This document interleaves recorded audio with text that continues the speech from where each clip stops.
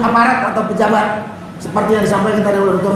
Marwan itu sangat mengusik hati keluarga korban, sangat mengusik hati karena ada yang mengatakan tangganya terlalu tinggi, ada yang mengatakan pintunya terlalu sempit.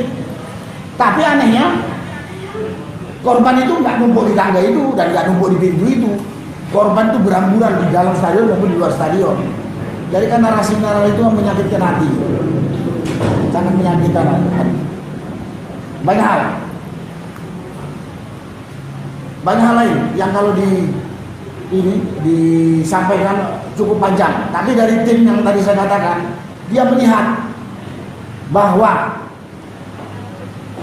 sebelum pertandingan itu selesai ada mobilisasi pasukan yang membawa gas air mata ke dalam. Padahal di dalam tidak ada hal-hal yang memberi ancaman kepada aparat. Kemudian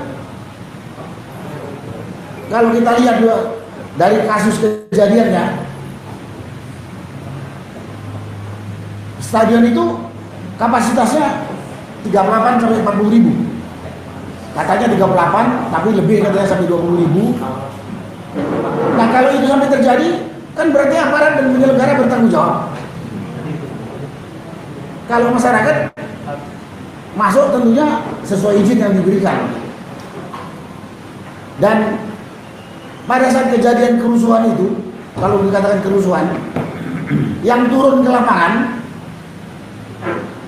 menurut saksi mata yang saya dengar, itu nggak sampai 3.000, 4.000, padahal penonton itu lebih 38.000. Nah, pada saat kejadian itu tidak ada tindakan awal dari aparat keamanan untuk mencegah.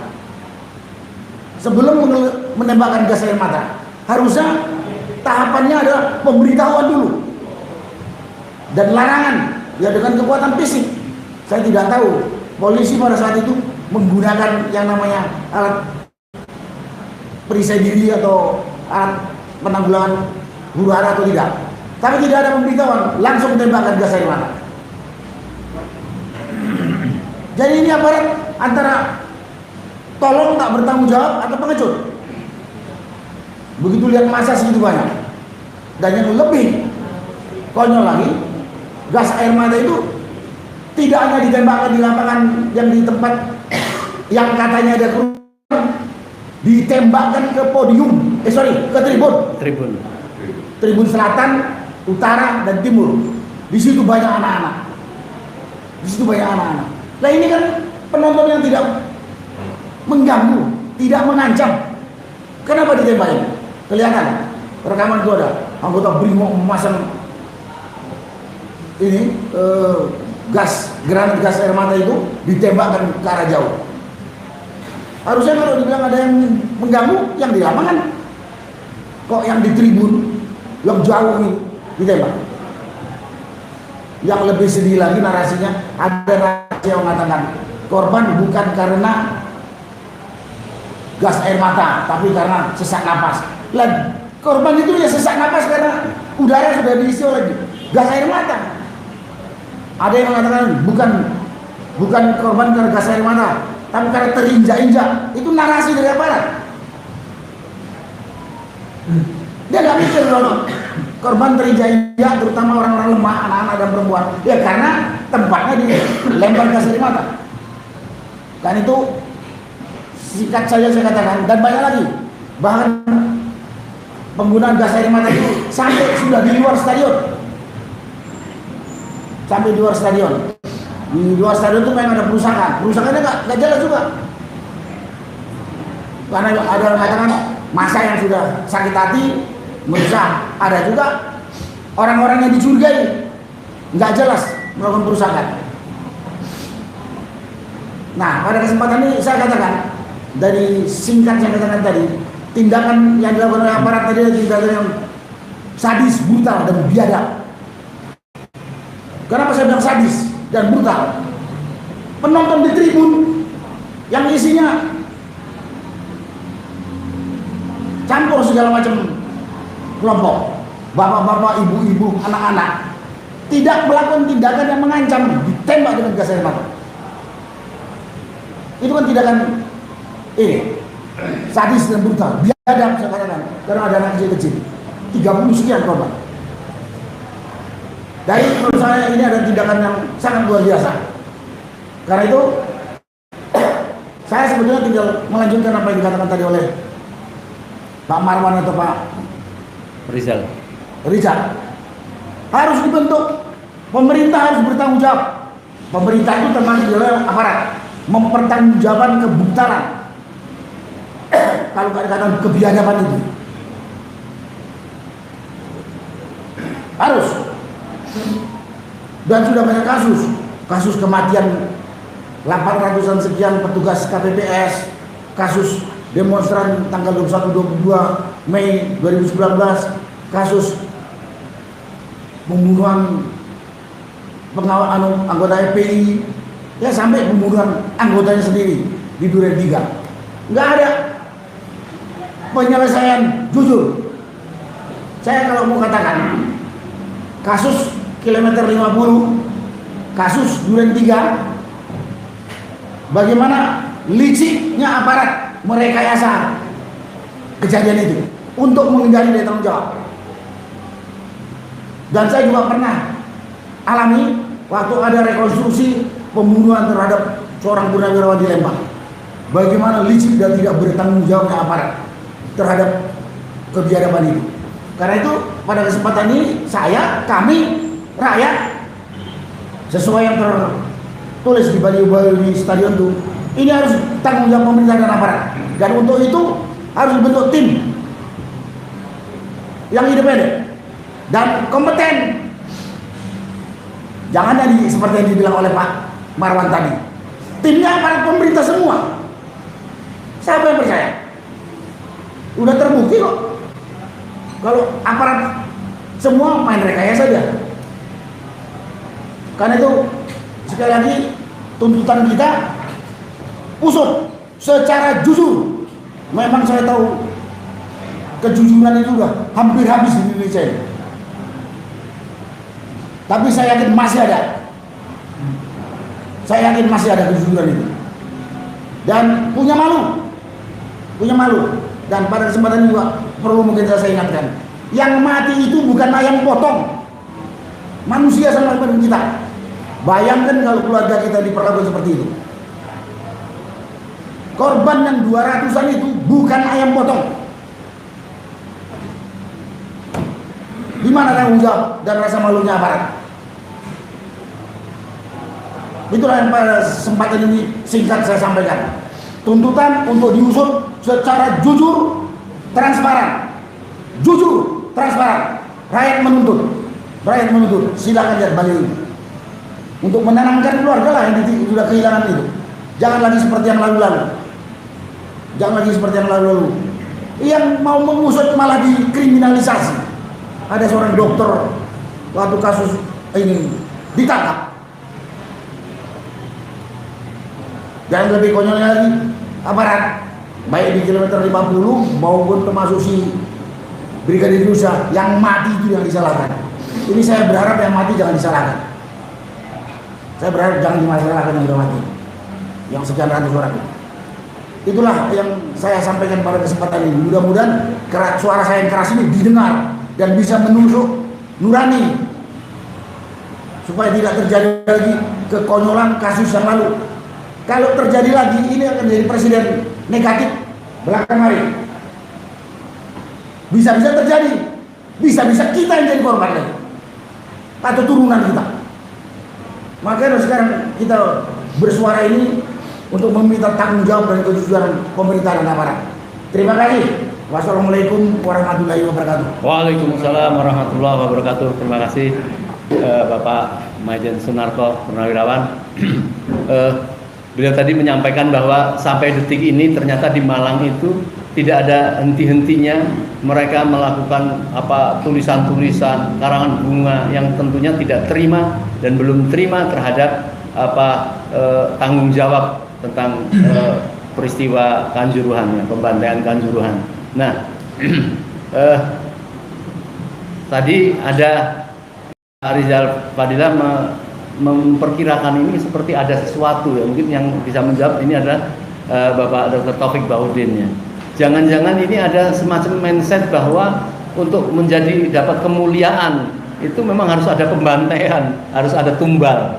Jadi apa yang dilakukan ini memang sengaja ini sebagai tumbal supaya mendapat suatu kelanggengan kuasa atau mungkin ada hal seperti itu, karena tidak ada rasa penyesalan atau rasa duka yang dalam terhadap persoalan ini, ya biasa sajalah nyawa itu. Gimana Pak Dr. Taufik Baudin, kami silakan. Terima kasih. Assalamualaikum warahmatullahi wabarakatuh. Waalaikumsalam. Pertama kali saya menghargai, tapi nggak benar itu. Saya ini bukan doktor, itu dulu lah ya. Kemarin profesor, kacau. Nanti kalau gini yang buat profesor honoris causa itu bagaimana protesnya? Saya biasa-biasa aja lah, praktisi, pensiunan dosen. Nah, sebelum saya mulai, saya ingin mengapresiasi Pak Kapolri.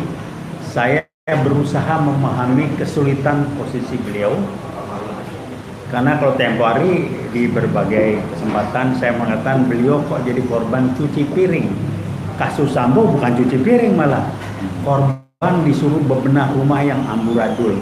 Nah, ini lanjutan dari bebenah rumah yang amburadul, dan saya menduga tidak sesederhana itu, karena yang dihadapi adalah kelompok-kelompok yang diorganisir dengan baik, terencana, dan ada komandan-komandan yang barangkali posisinya tidak membuat Kapolri mudah untuk bertindak.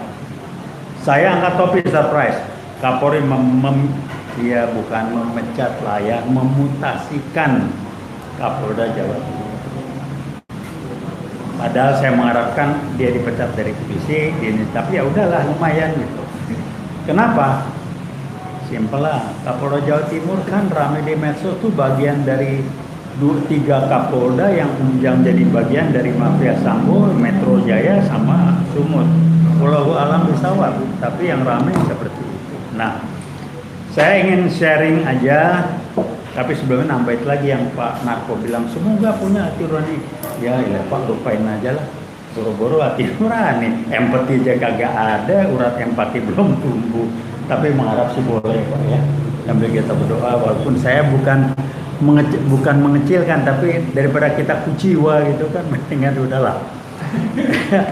Saya ingin sharing dengan memberikan gambaran besar, mencoba menyampaikan apa sih sumber atau penyebab masalah yang berkembang sekarang ini, agar kita tidak terjebak menjadikan akibat atau simptoma yang kita ubah-ubah. Contoh, oligarki itu dianggap sebab, bukan dia akibat.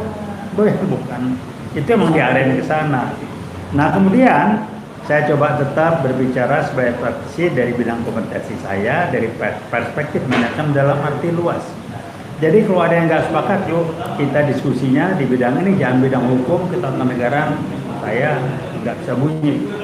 Yang pertama saya akan mengatakan, kualitas putusan seseorang sebagai pimpinan ataupun bukan sebagai pimpinan adalah cerminan kualitas orang tersebut. Kualitas apa? Kualitas kompetensi, termasuk kualitas nilai-nilai hidup dia. Jadi kalau nilai-nilainya tidak ada nilai empati, ya kira-kira kualitas putusannya tidak akan tergambarkan dalam putusannya itu. Yang kedua, fakta yang ada. Saya alami zaman presidennya Bung Karno, Pak Harto, dan seterusnya. Kita melihat perbedaan-perbedaan di setiap zaman pemerintahan tersebut. Kenapa? Karena orang nomor satunya berbeda. Itulah cerminan orang nomor satu. Kenapa jangan Bung Karno begini PKI? Ya karena Bung Karno yang memimpin dan dia dukung PKI. Kenapa Pak Harto PKI diberanguskan? Karena Pak Harto lawan PKI segala macam. Tapi zaman sekarang, pakai istilah zamannya, itu zaman yang paling amburadul, bahkan lebih amburadul, tapi dengan bungkus yang cantik seperti zaman Orde Lama. Ya, zaman Orde Lama. masyarakat jadi domba, dipecah belah, Islam diobok-obok, TNI dikerjain, ini mirip. Cuman bungkusnya halus. Ada apa kagangan? Ya. Jadi kalau dimirip-miripin, masa Jokowi ini ada miripnya dengan masa Bung Karno untuk masalah ada yang aneh-aneh di masyarakat, hanya bungkusnya beda. Bedanya apa lagi? Bung Karno pada tampil ke depan, saya yang tanggung jawab, Nasakom, PKI begini, dia tanggung jawab. Ini enggak, teman kita ini enggak. Dia pakai tangan orang, ngomong enggak, ada demo di jalanan, kabur kemana? Ngunjungin daerah lah ini, melarikan diri, enggak berani ngadepin pendemo. Tapi mau diapain ya begitulah dia, gitu kan ya. Dan yang menarik adalah yang membuat saya respect sama Bung Karno sampai dengan saat ini dengan segala macam hal yang saya berseberangan, tetapi saya mohon maaf saya tidak bisa respect dengan Pak Jokowi. Kenapa? Bagaimana mau respect? Daftar kebohongannya banyak benar.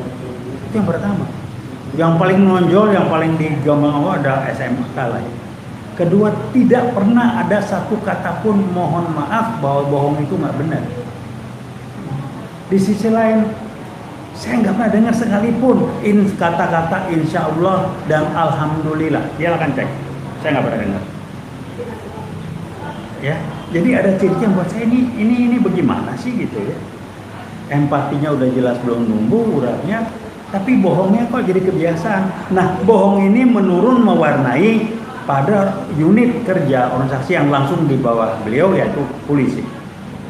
Berbohong dengan dibentuknya Satgas Mafia Merah Putih, Satgasus itu kan berbohong. Maaf sekarang udah mulai lagi, waduh segala macam, nggak jelas lah, menurun ke sana. Orang sehingga dikatakan apa ya? Mari kita ngomong di kasus Kanjuruhan. Saya mengatakan ini mungkin kecelakaan seperti kasus Mafia Sambo. Kalau ngomongnya senario Allah, atau ini lebih ekstrim, bukan kita, ini tes uji coba dari penyebab dari semuanya ini, gimana reaksi masyarakat. Siapa sumber masalah? Tapi sebelumnya saya ingin sampaikan, polanya sama, berbohong, rekayasa, semau gua, karena gua yang berkuasa, dan yang salah selalu jadi korban. Kasus 50 yang salah yang itu, karena yang lawan sih jadi tembak aja. Break dan Asus Joshua, dia salah karena begini-gini, udah mati semua yang salah jadi korban. Satu lagi, maaf lagi Kapoldanya kalau nggak salah Iwan Bule ya, Hermansyah yang menjelaskan secara teknologi tidak ada kebohongan, tiba-tiba diserang preman, yang salah siapa? Silakan. Jadi udah jelas lah polanya. Jadi ini sama menurun. Nah kemudian saya melihat Mafia Sambo ini nggak akan diam, dia akan membalas. Kira-kira mikirnya begini, kalau si Ferdi Sambo berani membuka barangkali kasus ini segala macam, keluarga lu gak percaya, jadi lu terima nasib aja, barangkali itu. Atau kalau enggak ya didukung habis-habisan, jasanya dibayar, hakimnya dibayar dan diancam segala macam, kita lihat nanti.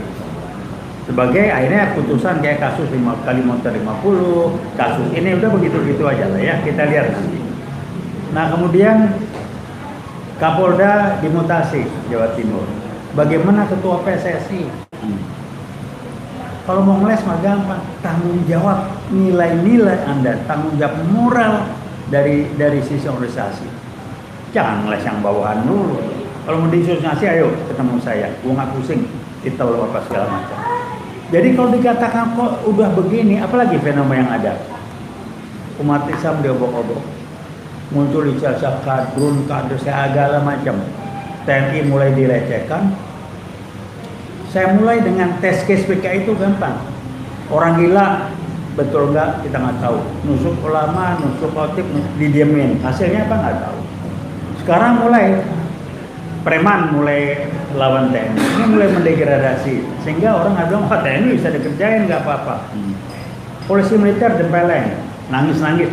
Terakhir jilatin gua. Kok ada oknum polisi yang seperti itu di dalam tubuh polisi? Ada apa ini? Jadi kalau dibilang nggak disusun PKI gaya baru, yang enggak. Kenapa? Sumber dari semua masalah ini kekacauan yang terjadi karena PKI gaya baru sudah mulai melaksanakan actionnya sejak beberapa tahun yang lalu. Kenapa? Ciri-ciri PKI secara elemen 65 tidak akan berani tampil kalau tidak dapat dukungan, tidak akan berani bunyi kalau dukungannya tidak kuat. Kenapa dia berani? Oh, dia udah di tas itu.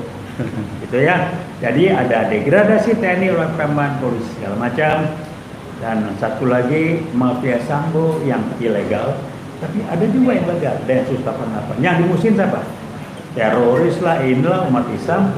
Kok nggak ada ya Densus buat itu komunis PKI gaya baru? Kalau kita ngomong ini, komentarnya apa? Kan udah ada tap MPR, formal sih ya. Mereka tidak muncul dengan formal, dengan kudeta konstitusional dan lain sebagainya.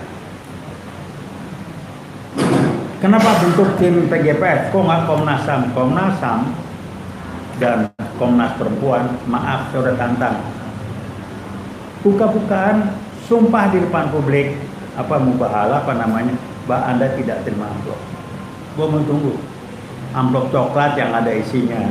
Ya kan kasus Sambo kan begitu. Kasus kilometer 50 ya jelas itu yang kerjanya mafia Sambo. Anda kan rekomendasinya aneh itu. Tapi apa yang terjadi? Ada pejabat tinggi di Republik ini, mudah-mudahan bukan presiden, menikmati hasil kerja dari mafia Sambo. Menikmati hasil kerja dari Densus 88 untuk mendegradasikan umat Islam, dituduh macam-macam. Nah, yang jelas lagi ciri-ciri anak-anak bahkan ini mereka sudah siap PKI gak baru. Saya udah ngomong keras, BPIP itu dipersiapkan untuk menjadi seperti Central Committee di Partai Komunis Cina.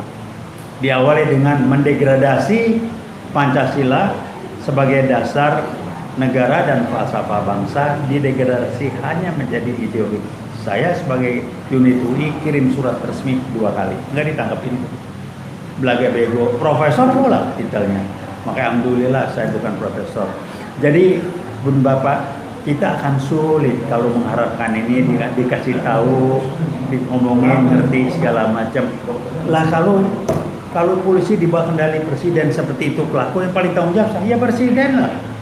Kenapa harus di bawah kendali presiden? Ada hal misi yang dititipin ke polisi. Kenapa 3 angkatan TNI tidak di bawah presiden? Kenapa khusus buat polisi?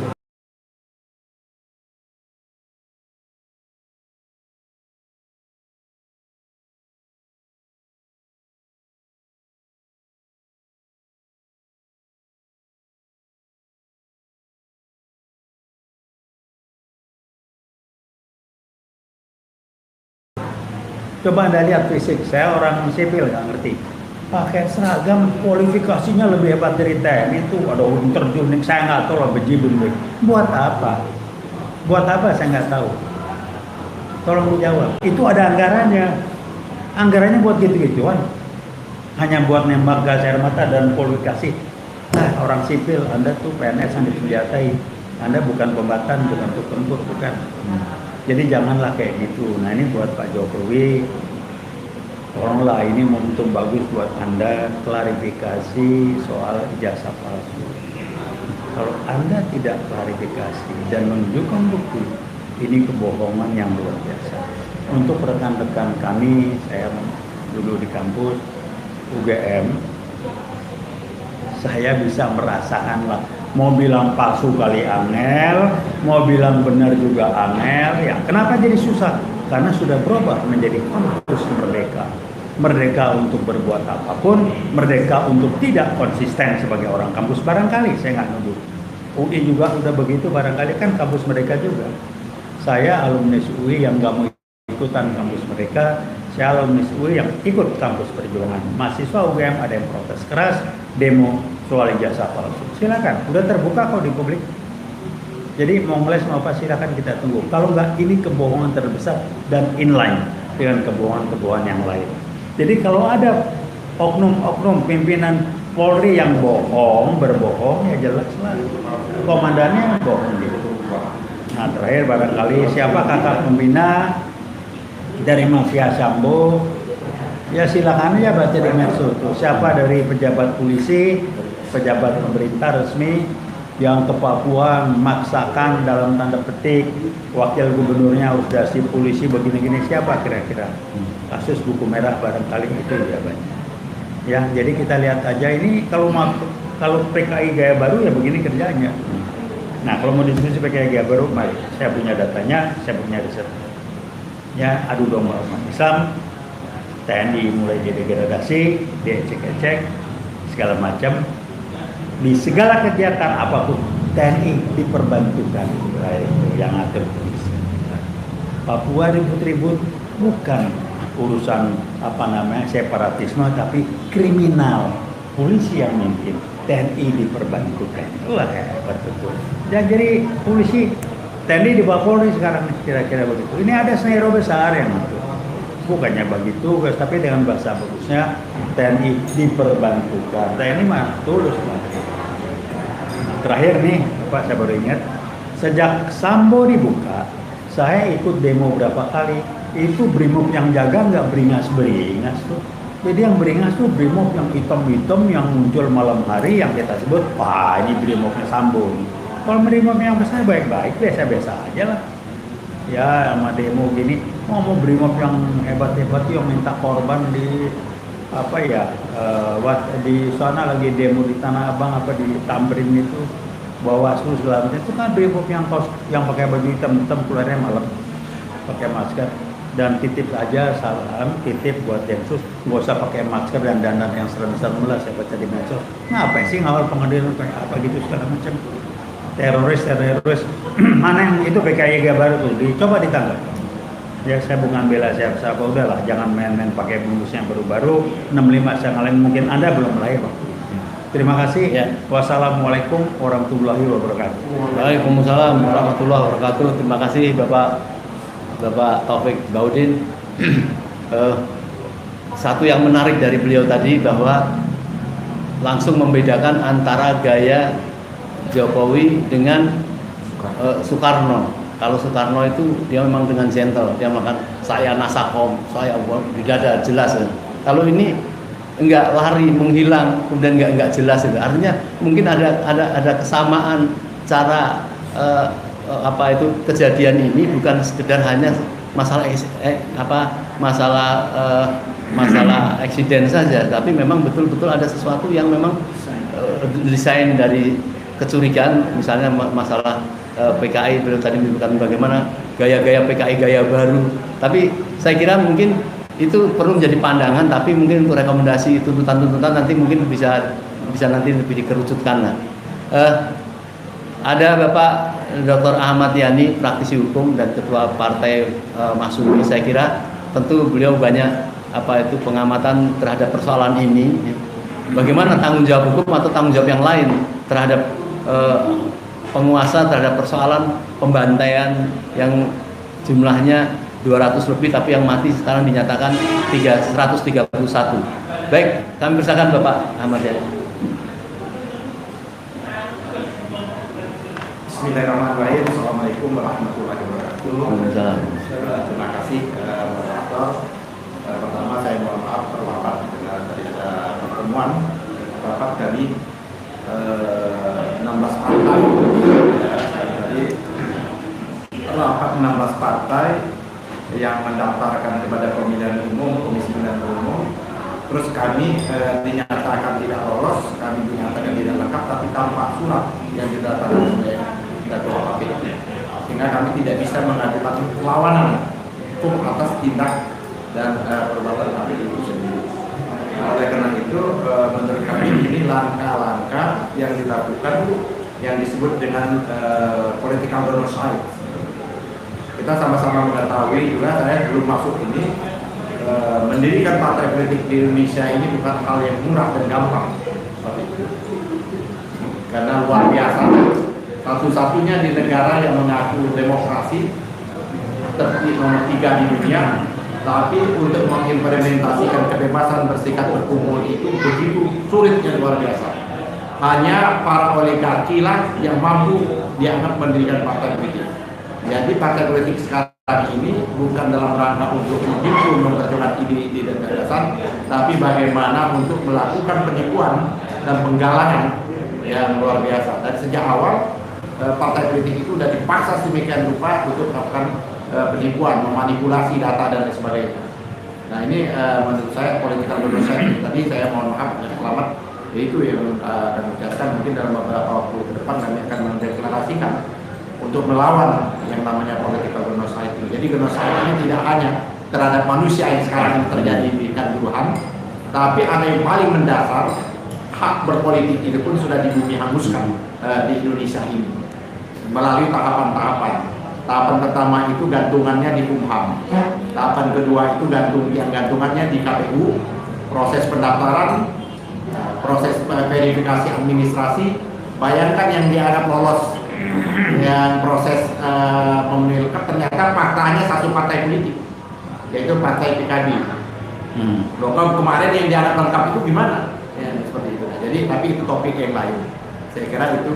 Nah, kembali kepada topik sentral kita ini memang dalam berbagai macam pandangan dan paradigma kita bisa melihat.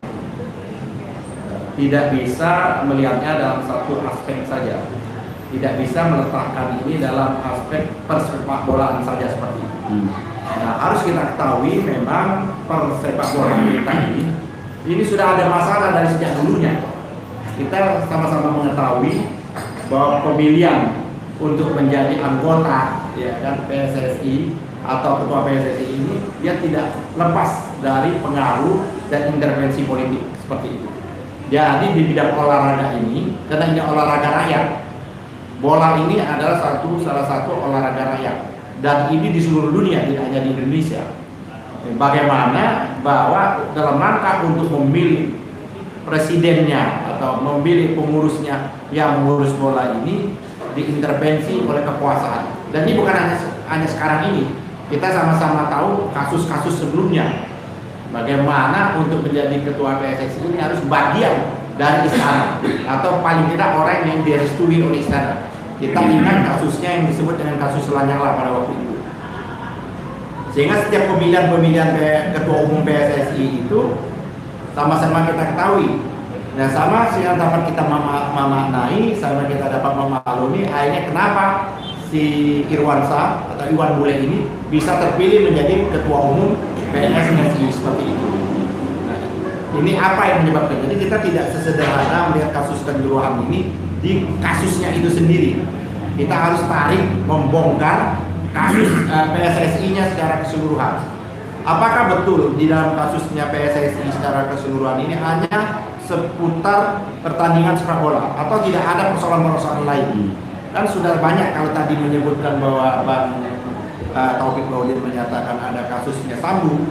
Dalam kasus Sambu ini ada dimasukkan juga secara terbongkar kasus adalah Kaisar Kerajaan Sambu 303. Di bola itu udah lama terjadi. Bagaimana yang namanya scoring itu bisa diatur sedemikian rupa.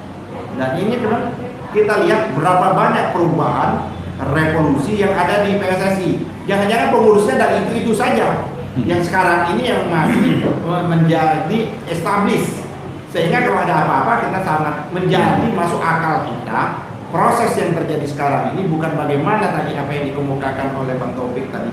Kalau ada peristiwa moral obligasinya, tanggung jawab moralnya harus dia mundur, ya nggak mungkin Bang Taufik. Memang orang itu sejak awal tidak bermoral, kayak gitu.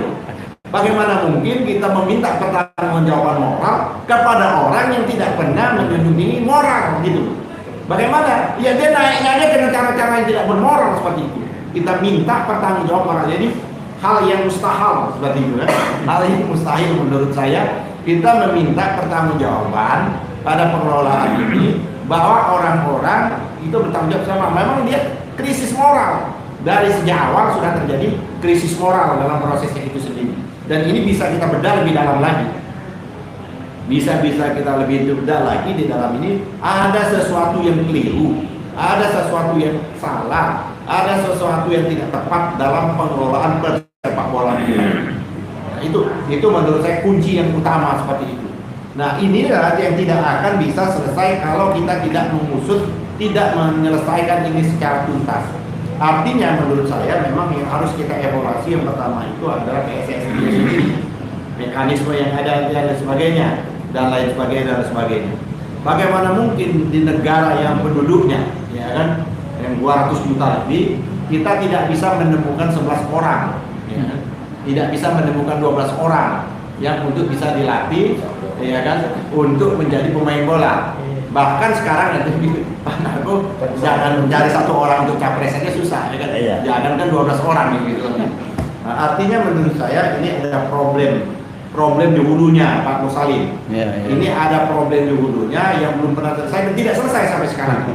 Jadi ini sebagai kondisi sebagai konsekuensi logisnya saja. Kalau ada proses kanjuruhan ini, maka tidak akan pernah tuntas. Itu sebagai konsekuensi logisnya saja. Jadi kalau kita mau meminta menuntaskan proses kanjuruhan dalam kasus yang tadi tragedi terbesar, ya kan, di abad 20 akhir abad 20 abad 21 ini, bahkan kita senang juga Indonesia terkenal persepak bolanya di seluruh dunia. Setiap ada pertandingan kelas dunia itu selalu ada, ya kan, ucapan bela sungkawa dengan spanduk bahwa kanjuruhan tidak sendiri, malang tidak sendiri, kami bersamamu. Artinya, ya kan, ini sudah menjadi atensi dan perhatian internasional. Tapi sayangnya kita tidak meresponnya dengan cukup baik seperti ini. Nah, kembali lagi kalau saya melihat dalam kasusnya sendiri, ini kan yang harus diusut tuntas itu ada 2 hal menurut saya. Yang pertama adalah yang harus diusut tuntas itu yang jelas-jelas aturan main itu sudah jadi ketentuan baku, sudah menjadi konvensional seperti itu. Boleh kepolisian mengatakan dia punya SOP, tapi bola kan punya SOP juga seperti itu. Ya kan? Nah, oleh karena itu maka kita tunduk, mau tidak mau tunduk pada aturan yang diakui oleh negara-negara persepak bolaan, yaitu FIFA itu sendiri. Nah, jelas di FIFA menyatakan, kan ini kena peristiwa yang kejadian ini kan tidak hanya di Indonesia, pernah sebelumnya juga terjadi. Nah, karena peristiwa yang sebelum terjadi itu, maka larangan keras yang dilakukan oleh FIFA itu tidak boleh membawa yang namanya senjata gas air mata. Membawa saja tidak boleh, apalagi menggunakan gitu. Membawa saja itu tidak boleh. Nah, pertanyaannya kenapa itu bisa terjadi? Kan bisa bisa gampang sekali kalau kita mau mengusut tuntas, atau tunjuk saja kita yang ber-6 ini sebagai tim independennya, ya kan, bisa itu pasti bisa. Dan sekarang kan sudah ditemukan oleh kelompok koalisi masyarakat sipil kan, yang tadi dibacakan oleh Pak Narko, sudah menemukan 12 paling tidak 12 temuan. Temuan itu menurut saya serius, 12 temuan itu sendiri. Nah, oleh karena itu menurut saya harus diusut tuntas itu adalah pertama, siapa yang memberikan komando, memberikan instruksi untuk dalam rangka ini pengamanan itu membawa yang namanya senjata gas air mata itu. Yang kedua adalah tahapan-tahapan. Kalau kita lihat dari perkapnya Kapolri yang didatangkan oleh Pak Bambang Hendarso tahun berapa itu, 2009 ya, pada waktu ada perkapnya saya lihat ada tahapan-tahapan. Di pasal 5-nya itu jelas tahapan pertama itu kekuatan milik dampak deteren atau pencegahan. Bagaimana kita mengatakan bahwa akan ada pencegahan orang dia bawa senjata itu? Tindakan pencegahan itu seharusnya dari awal tidak membawa yang namanya senjata gas air mata itu.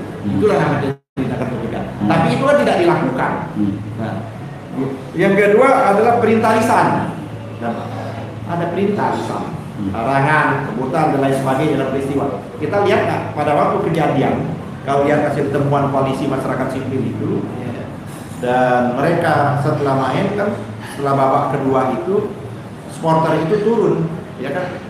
Turun itu dalam rangka untuk biasa atau berselamat atau memberikan semangat dan sebagainya kepada pemain dan pada pelatih, tidak membuat kerusuhan. Jadi ini kita jangan menggunakan narasi dan diksi yang sama. Saya mohon betul, ya kan? Tidak ada kerusuhan di sana, ya kan? Tidak ada kerusuhan sama sekali. Yang menjadi kerusuhan itu adalah setelah peristiwa penembakan gas air mata. Jadi jangan dibalik. Jadi seolah-olah sekarang ini skenario itu mau dibalik, ya, kayak model skenario Sambo pertama, ya seperti itu, tembak menembak. Sekarang mau bahwa gas air mata itu digunakan karena untuk menghentikan kerusuhan. Nah, itu kan tesisnya seperti itu. Nah, tesis itu keliru. menurut saya terjadi yang namanya keramaian terjadi perut itu, dia kan sehingga orang terdesak kemana-mana itu akibat dari penembakan gas air mata. Jadi jangan dibalik. Ya kan sekarang ini seolah-olah mau digunakan itu bagian dari pengamanan. Maka untuk mencegah kerusuhan itu digunakan gas air mata. Justru sebaliknya, penggunaan gas air mata itulah yang membuat terjadi produk spike itu. Kenapa? Kita bisa lihat dari hasil temuan koalisi masyarakat sipil. Ada mobilisasi sebelumnya. Kan ada mobilisasi. Loh, di dalam perintahnya protap yang namanya Kapolri tidak boleh. Namanya mobilisasi itu artinya tidak ada proses pencegahan. Harusnya mobilisasi itu tidak boleh terjadi untuk dalam rangka pencegahan. Tadi sebagaimana saya kemukakan, nggak boleh bawa yang namanya senjata gas air mata. Nah, oleh karena itu gampang meminta pertanggungjawabannya. Ya kan itu kan ada. Oke, CCTV hilang. Tapi kan banyak yang namanya kamera amatiran yang dibuat di video dan sebagainya itu banyak, dan saya yakin jangankan itu di Najwa Sehat aja sudah punya data pasti seperti itu. Di tim koalisi masyarakat sipil sudah banyak, dan kita pun sudah menerima di handphone kita juga sudah banyak juga, karena kita dapat juga seketika di WA itu kan sudah fakta dan bukti yang ada yang seharusnya yang dijadikan dasar awal dari proses pengusutan ini. Nah, oleh karena itu menurut saya kasus Kanjuruhan ini tidak bisa hanya kita menyalahkan petugas di lapangan. Kita selalu mereduksi, mensimplifikasi kalau terjadi hal-hal yang seperti ini, maka kesalahan itu adalah aparat yang di lapangan. Nggak bisa seperti itu. Aparat lapangan salah ya, tapi siapa di balik aparat lapangan ini yang diminta bisa diminta pertanggungjawaban, dan itu bisa diminta pertanggungjawaban berjenjang. Oleh karena itu menurut saya temuan kawan-kawan koalisi masyarakat sipil ini yang harus menurut saya betul-betul bagus sekali temuan mereka. Satu itu. Yang kedua adalah kan kita diketawain dunia, ya kan, diketawain dunia. Ya ini akibat feeding. Saya nggak tahu nih, ini nanti Bang Taufik lah yang jago psikologi orang, bagaimana membaca mimik, gestur, ya kan. Nah, saya melihat ada yang keliru, ya kan, memberikan feeding kepada Pak Presiden bahwa pokok-pokok persoalannya ini dan belum dilakukan tim investigasi, belum bekerja, seolah-olah yang menjadi tersangka terdakwa itu adalah pintu dan tangga, ya kan gitu. Itu kan arti ada orang yang memberikan masukan kepada presiden ini, karena presiden kan nggak tahu, maka presiden mengatakan bahwa ini akibat pintu dan tangga. Pertanyaannya bagaimana pintu dan tangga bisa menjadi akibat sehingga orang itu bisa berjatuhan 130, kita ambil aja angkanya yang pemerintah official ya, pemerintah itu 130. Bagaimana kita bisa mengkaitkan orang meninggal dunia sebab akibat itu akibat dari pintu dan tangga? Ini nggak masuk akal orang kita. Justru kalau kita melihat dari testimoni yang ada, ya kan, sampai sekarang testimoni yang ada itu akibat semprotan gas air mata itulah, ya kan, membuat mereka pengap, sesak napas dan lain sebagainya, kekurangan oksigen, ya kan? Sehingga mereka harus menyelamatkan diri. Itulah yang membuat mereka berhamburan dan lain sebagainya seperti itu. Nah, oleh karena itu yang harus dilakukan menurut saya.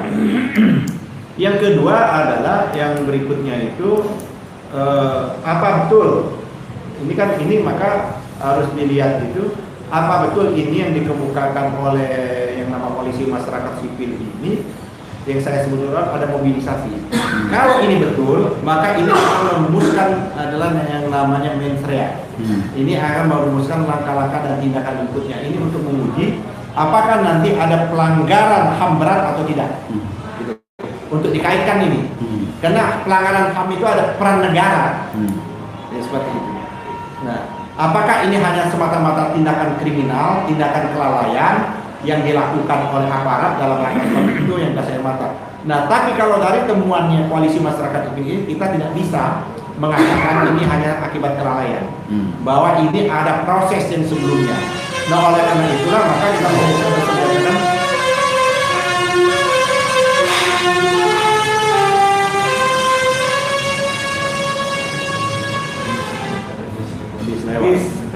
nah, Oleh karenanya kita melihat apakah ada yang namanya kejahatan itu terstruktur, terencana, sistematis dan masif seperti itu.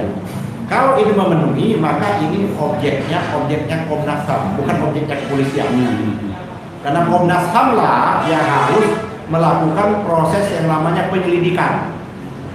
Nah, sayang Komnas HAM sudah berganti orangnya. Hairul Anam kan dari awal Hairul Anam apa namanya? Iya, Hairul Anam. Hairul Anam udah cukup ya kan? Menyatakan ada indikasi. Nah, ini kan sudah peralihan nih. Komnas HAM baru. Ya, ini menjadi persoalan nih kalau dengan Komnas HAM yang baru ini. Mudah-mudahan lebih bagus lah. Yang Kita berharap. Ya, yang lama kan kita amplop. Ya, itu udah pak. nah, yang lama bagaimana kilometer 50 pun Iya, kan? coklat. Ya, Liga. ya Duren 3 dan lain sebagainya. Coklat. Ya kan banyak waktu kita juga melaporkan kasus di depan Bawaslu tanggal berapa? 20 21. Iya, coklat. Ya, jadi seperti itu. Nah, jadi kita mendesak sebenarnya kita ini yang paling penting langkah kita itu adalah mendorong betul koalisi masyarakat sipil itu menyerahkan hasil temuannya kepada yang namanya institusi Komnas HAM, bukan orang institusi. Dan oleh karena itu lama-lama kita harus mengawal nih Komnas HAM, jangan diserahkan proses ini seolah kriminal murni atau kriminal biasa, tindak kriminal biasa. Karena dari temuan-temuan yang ini ada, saya menyangka bahwa ini ada hal-hal yang telah dilakukan tadi. Ya. Dan ini untuk menguatkan kita, ya untuk menguatkan kita itu, pihak kepolisian kan sudah mengambil tindakan, sudah memindahkan Kapolres, sudah memindahkan yang namanya Kapolda. Kalau mereka benar ngapain pindahin? Kalau logika seperti itu, kalau langkah-langkah mereka dianggap sudah sesuai dengan SOP, kan selalu menyatakan kayak gitu mereka menyatakan. Tindakan yang dilakukan oleh aparat kepolisian, tindakan kepolisian yang dilakukan sudah sesuai dengan SOP. Kalau sesuai ngapain memindahkan? Begitu loh. Kalau sesuai, maka saya menganjurkan baik kepada Kapolres maupun Kapolda bisa tuntut itu. Orang udah sesuai kami dipindahkan. Artinya secara diam-diam, ya kan, dengan memindahkan ini bahwa ada sesuatu yang terjadi ini. Nah kita nggak mau ada sesuatu itu hilang saja. Nggak boleh mengulangi peristiwa-peristiwa sebelumnya. Kenapa ini terjadi? Kuncinya nyawa di Indonesia ini terlalu murah. Dan tidak ada pertanggungjawabannya. Membunuh orang satu, membunuh dua orang, membunuh sekian orang, ya kan? Tidak ada pertanggungjawabannya. Kita tadi disebut meninggal proses pemilu 700-an orang lebih, di depan Bawaslu 11 orang meninggal, laskarnya FPI 11 orang, 6 orang, dan lain. Belum lagi yang ditembak, yang diduga katanya teroris dan lain sebagainya, seperti itu. Nah oleh karena itu menurut saya ini kita sudah negara kita ini sudah SOS, sudah gawat darurat. Nah kita menunggu sesungguhnya tindakan-tindakan yang dilakukan dari apalagi dalam rangka dari Pak Rizal Fadila ya menyatakan dalam rangka kesaktian Pancasila ya tanggal 1 Oktober kita menunggu sebenarnya yang orang yang selama ini teriak-teriak Pancasila harga mati, NKRI mati harus Pancasila. Ini tindakan ini sesuai nggak dengan nilai-nilai Pancasila? Tindakan yang terjadi Kanjuruhan ini sesuai nggak dengan nilai-nilai kemanusiaan yang adil beradab? Sesuai nggak dengan nilai-nilai ketuhanan yang Maha Esa? Sesuai nggak untuk mempersatukan Indonesia? Sesuai nggak dengan kerakyatan? Sesuai nggak dengan keadilan? Jangan-jangan mereka menunggu rakyat kok nggak melakukan apa-apa. Ini menurut saya artinya mereka yang selama ini teriak-teriak itulah menghancurkan Pancasila. Iya. Ini mereka dibalik itu dia. Iya. Baik. Nah orang yang selalu anti Pancasila, ini sedikit nyambung sama beliau. Orang yang sesungguhnya anti Pancasila tapi lip service-nya seolah-olah Pancasila itu hanya PKI. PKI lah kalau dia kata lemah seolah-olah dia paling Pancasila, pada sesungguhnya dia adalah tindakan anti Pancasila dan merongrong Pancasila itu sendiri, dan itu terbukti di sejarah. Terima kasih. Ya, terima kasih Pak Dr. Ahmad Yani. Nanti kita bisa pertajam dari sesi penanya. Tetapi saya kepengen menggarisbawahi tadi yang menarik ya. Saya kira selama ini genocide itu terhadap manusia. Jadi beliau menempatkan bahwa partainya merasa di genocide karena mengapa dicegat? Jangan-jangan nanti kalau diloloskan ini bikin masalah. Jadi mungkin itu satu. Dan beliau juga mengatakan bagaimana kita sekarang ini mau menuntut moral, menuntut keadilan pada orang yang tidak bermoral, pada orang yang tidak berkeadilan. Justru saya kira sekarang ini masyarakat melakukan ini hanya harus menyatakan bahwa dia peduli terhadap moral, terhadap keadilan. Kalau kita tidak peduli hal seperti ini, jangan-jangan kita sudah tidak bermoral dan tidak punya berkeadilan juga. Saya kira banyak sekali tadi dari Pak Ahmad Yani sangat tajam. Tolong mungkin dari Jawa Timur Bapak Maijen Purnawirawan Selamat Subianto. Selamat Laksamana Purnawirawan. Laksana.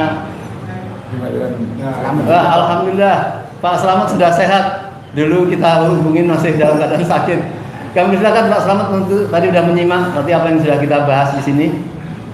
Kami silakan Pak Selamat. Suaranya enggak keluar. Mungkin dibuka dulu Pak Selamat.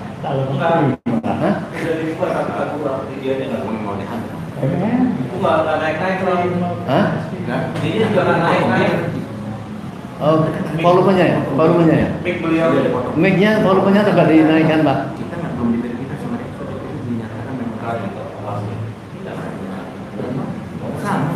Dari sana ya?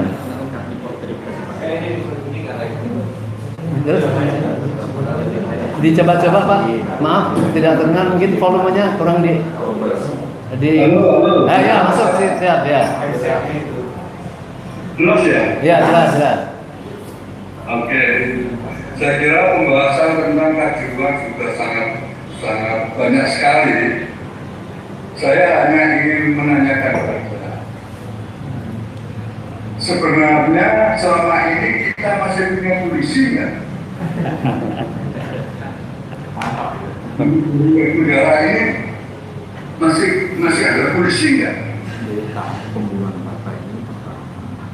Yang coklat-coklat itu kan polisi Pak. Koridor kehidupan itu kan berapa?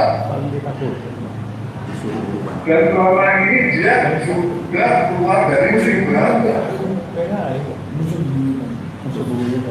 Keluar dari Tribunal. Nah itu proses untuk apa dia? Kemudian yang bertanggung jawab siapa?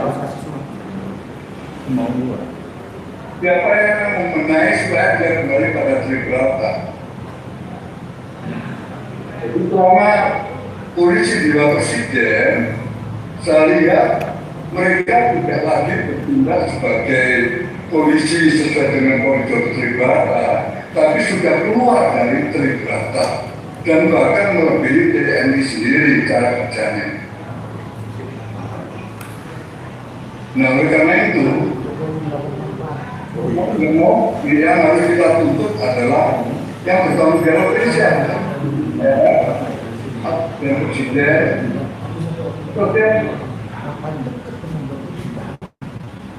Ini harus menjadi perhatian kita semua ya. Bahwa dia tidak berpegang pada Tribunal, maka pidana sudah berubah koridor yang kita lakukan. Oleh karena itu, saya melihat ini akan membuat para besar-besaran. Dan ini hanya bisa kita lakukan bukan secara bersama apabila sistem kita juga. Nah, untuk merubah sistem maka ya kita melakukan revolusi kedua 8. Kita nggak bisa ngomong aja, banyak ngomong, kita demo juga ngomong. Maka harapan ada kita makan diri lah, bukan bersama-sama, bukan bersama-sama. Apabila sistem ini tidak berubah, itu masalahnya. Karena memang yang berkuasa, undang-undang itu sekali lagi dari sisi nggak ada lagi. Mereka banyak bagaimana bisa memiliki suatu jabatan dan melakukan sesuatu yang sangat dibutuhkan. Berarti kita sudah tidak punya polisi lagi, setiap polisi bebas menunjukkan hukum. Kalau kita ingin punya polisi, maka polisi harus tetap diberikan dan satu kantor. Terima kasih, begitu saja dari saya.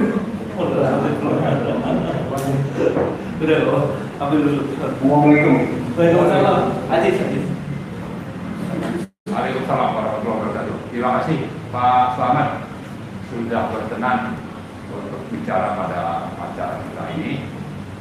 Saya kira sangat penting tadi yang disampaikan Pak Slamet bahwa tampaknya kita memang sudah tidak punya polisi yang di Indonesia ini karena memang tugas fungsi itu bukan untuk kepentingan rakyat tapi untuk kepentingan penguasa yang menjadi atasan dari presiden itu sendiri. Nah, saya ambil alih sebentar tadi karena moderator kita akan keluar. Sekarang saya kembalikan. Silakan. Baik, saya lihat Mas Abdul Aziz sudah siap dan nampaknya unjuk rasanya pakai kostum sepak bola ini. Arema karena beliau memang penggemar sepak bola dan nampaknya mungkin pernah jadi kuasa hukum dari Jakpro kalau saya. Nah, tadi sudah disampaikan dari beberapa hal tentang pembantaian yang di Kanjuruhan. Mungkin Mas Aziz punya amatan lain dan akan mungkin sedikit menyampaikan juga tentang KM 50 jangan-jangan sudah tidak dianggap karena dianggap ini lebih besar dan selalu berubah-ubah dengan kerusuhan-kerusuhan dan pembantaian yang lain. Silakan Mas Abdul Aziz. Ya, terima kasih kepada moderator Bang Said. Mohon izin waktu saya berapa menit ya Pak? Waktu saya berapa menit? 15 menit paling banyak. Oke, terima kasih, saya izin komentar. Baik, terima kasih. Bismillahirrahmanirrahim. Assalamualaikum warahmatullahi wabarakatuh. Alhamdulillah, wasyukurillah, syahadu la ilaha illallah, syahadu anna Muhammadan abduhu wa rasuluhu la nabiyya ba'dah. Kepada Pak Marwan yang menginisiasi acara ini, kemudian seluruh pembicara yang akan mengurangi rasa hormat tidak saya sebutkan dari persatu, dan juga pemirsa sekalian dimanapun berada. Baik, di sini kita membahas mengenai tragedi Kanjuruhan ya, di mana saya lebih sependapat bahwa ini meminjam kata Tempo. Ini Kanjuruhan massacre atau pembantaian di Kanjuruhan. Baik, saya bagi di sini sebenarnya kalau tadi sudah banyak berbagai undang-undang dan juga pendapat serta pandangan, maka saya coba memandang ini dari sisi komprehensif. Gitu kan, mohon izin makanya tadi saya akan bawa beberapa. Yang pertama, saya mau tadi saya memang pernah jadi kuasa hukum Pak Salim dari teman-teman JPN-nya pada 2015 ketika mereka dipidana karena terkait kerusuhan juga seperti itu tahun 2015 di Pengadilan Negeri Jawa Timur. Jadi memang saya juga nggak ada ruang tadi main bola nih. Jadi minta maaf tadi terlambat mungkin maksudnya. Yang pertama adalah saya mau katakan tragedi sepak bola ini nomor 2 bukan 2 ini. Ya, nomor 1 itu tragedinya ada di Peru, yaitu tragedi Stadion Nasional pada tahun 1964. Jadi selang berapa tahun yang lalu memang sudah pernah ada, ya, kurang lebih sekitar 60 tahun yang lalu. Sekarang terulang lagi, ini nomor 2 dari Kanjuruhan yang update-nya sampai kemarin saya dapat adalah 714 orang luka-luka korban dunia, di mana dari itu 131 meninggal. Saya karena tadi polisi terus disudutkan, maka sedikit ada detik saya pakai korban versi polisi, yaitu 190 orang. Nah, kemudian yang perlu diketahui bahwa tragedi ini tidak sebanyak Peru, tapi tragedi ini lebih banyak dibandingkan tragedi di Heysel. Ya, di Heysel yang saya jelaskan, di Heysel itu dulu sanksi FIFA diberikan 5 tahun kepada sepak bola Inggris. Itu tidak pulang. Jadi saya mempertanyakan kenapa Indonesia tidak diberi sanksi atas nama kemanusiaan. Gitu. Apa manusia-manusia Indonesia yang mulia ini tidak lebih baik, tidak sama derajatnya dibandingkan korban tragedi Heysel yang mana pendukung Juventus pada tahun 1985 yang lalu. gitu. Jadi 39 orang meninggal, ya, terus FIFA 5 tahun. Ini tingkat kedua 131 meninggal, tapi kan mendukung Indonesia diberi sanksi, tapi kita minta keadilan terkait dengan persamaan hak, ya. Katanya FIFA pakai politik seperti itu. Kemudian yang kedua saya mau coba membahas mengenai ini apa namanya larangan penggunaan senjata gas air mata. Ya, larangan penggunaan gas air mata sudah diatur di pasal 19B tentang pitch side stewards, ya, di FIFA Stadium Safety and Security. Nah, itu tidak boleh membawa atau menggunakan senjata api seperti itu. Jadi memang apa namanya dalam hal ini jelas melanggar prosedur FIFA. Tapi saya coba pakai argumentasi dari pihak kepolisian, di mana ini juga akan boleh yang kita tidak heran menjadi corong pihak kepolisian dan juga pihak KPK. Pak Romli kan, Pak Romli bilang bahwa ini dikecualikan kepada pihak yang bertanggung jawab untuk keamanan atau anggota kepolisian yang memang mempunyai tugas. Jadi di aturan-aturan itu memang ada pengecualian. Jadi saya coba di perspektif yang berbeda. Tapi kita nggak bisa lupa juga bahwa penggunaan kepolisian ini tidak mesti tidak hanya tunduk oleh peraturan kita. Kalau misalnya polisi bilang bahwa kami ada peraturan sendiri, gitu kan? Baik, saya coba bongkar mengenai pertamanya. Perkap nomor 1 tahun 2009. Tadi sudah dijelaskan oleh Bapak tadi mengenai apa namanya tidak ada announce atau pemberitahuan sebelumnya, tidak ada peringatan, itu saya setuju. Nah, di sini di pasal 3 dijelaskan prinsip penggunaan kekuatan. Jadi senjata gas air mata tadi itu juga masuk bagian dari kekuatan dari pihak kepolisian. Nah, jangan lupa di sini ada beberapa hal. Yang pertama adalah ada asal legalitas. Jadi polisi ini harus tunduk dengan aturan. Nah, tadi aturannya tadi apakah ada peringatan sebelumnya, kan begitu terkait dengan penggunaan gas air mata itu. Yang kedua prinsipnya adalah necesitas atau kepentingan. Apa itu diperlukan atau tidak? Tadi Bapak dari pembicara ada yang mengatakan bahwa itu saya setuju. Bagaimana bisa ada penonton turun ke lapangan untuk memberikan dukungan kepada pemain, kemudian dihentikan dengan cara kasih air mata tembakan ke tribun. Kan ini konyol, itu tidak memenuhi asas necesitas tadi. Kemudian juga tidak proporsionalitas. Yang ketiga harus proporsi, gitu kan? Ini mayoritas pendukung Arema itu kan nggak apa-apa, tidak bersenjata. Artinya tidak proporsi kalau dihantam senjata gas air mata sedemikian banyak itu. Kemudian ada kewajiban umum, yaitu untuk menjamin keselamatan umum. Sekarang saya mau tanya, apakah menembakkan gas air mata ke tribun itu bagian dari keselamatan umum? Kemudian ada yang kedua preventif, mengutamakan pencegahan. Apa menembak gas air mata kemudian mendangin pengunjung supporter itu bagian dari preventif? Kemudian masuk akal tadi, apakah menembak gas air mata ke tribun itu sementara mereka mau turun, ditembak ke tribun, ya mereka tambah turun lah, mau keluar sempit kan? Gitu. Pas turun ditendangi, dipukulin pakai tangan, pakai tongkat terus segala macam. Nah, ada tempo bilang reset off kejuruan, begitu kan? Nah, kemudian apa namanya? Jangan lupa juga prinsip tadi harus dipatuhi oleh pihak kepolisian tentang di Perkap nomor 1 tahun 2009 tadi. Nah, kemudian saya bahas juga mengenai kronologis versi polisi. Nah, jadi tadi saya mau tengahin di sini. Versi polisi adalah katanya yang pertama, simak baik-baik ya, katanya polisi meminta untuk pertandingan dimajukan, gitu kan, dimajukan ke jam 15.30, kemudian tidak ditanggapi. Ini dimaksud kronologis. Pertanyaan saya adalah apa kaitannya main malam, pagi, subuh, tengah malam, itu apa kaitannya dengan tembakan gas air mata itu, apa kaitannya gitu? Maksud saya, ini nggak logis dan tidak menyelesaikan masalah menurut saya. Dimulai seperti ini. Ini cenderung kronologis yang mempertahankan itu. Benar? Ini maksud. Kemudian selanjutnya polisi mengatakan setelah tidak setuju oleh LB, kemudian ada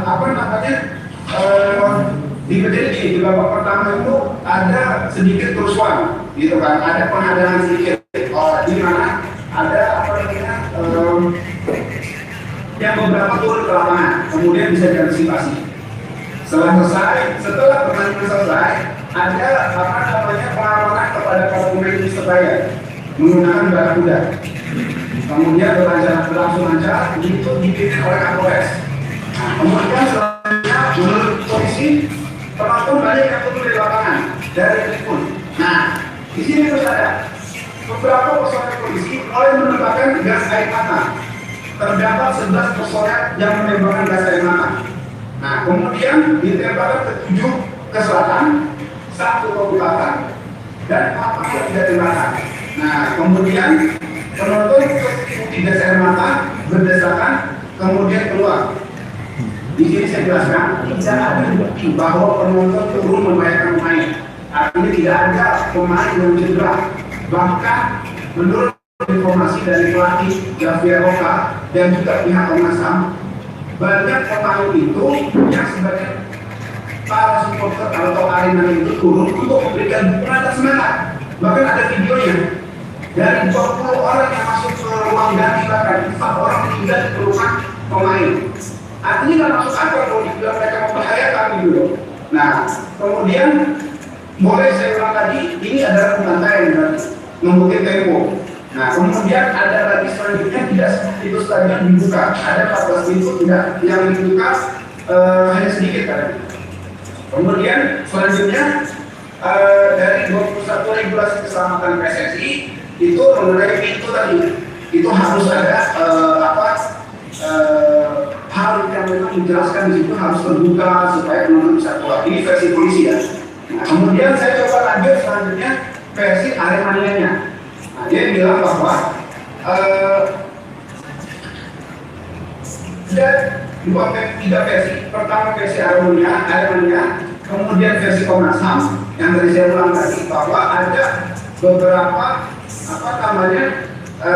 video bahwa mereka dirangkul oleh supporter pihak pemain Arema itu, kemudian dikasih tahu jangan menyerang, untuk kalau kalah nggak apa-apa, kurang lebih seperti itu. Ini menurut Komnas HAM, artinya tidak ada bukti bahwa memang supporter itu mau taruh representasi tidak ada, kecuali awali oleh tindakan representasi dari aparat keamanan dan juga gas air mata tadi. Di sini juga mereka bilang tindakan polisi ini berlebihan, gitu loh. Jadi sudah dari penonton tadi mengatakan bahwa kekerasan kepada Aremania atau supporter, kemudian dari pelatih Komnas HAM juga mengatakan demikian. Nah, yang menarik di sini ada versi kontras. Nah, versi kontras ini lumayan investigatif dan bagus, gitu kan.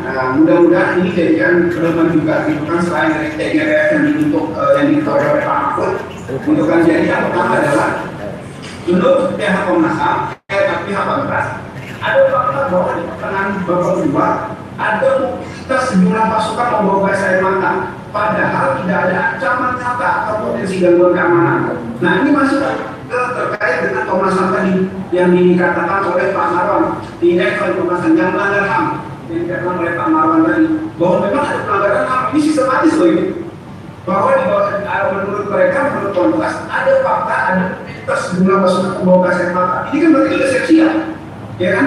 Kemudian yang kedua, dari keterangan saksi dan supporter masuk ke lapangan hanya untuk memberikan motivasi, dukungan moral, tapi direspon berlebihan. Karena itulah para supporter membela penontonnya, membela sesama masyarakat yang dizolimi oleh aparat keamanan terkait dengan tindakan represif tadi.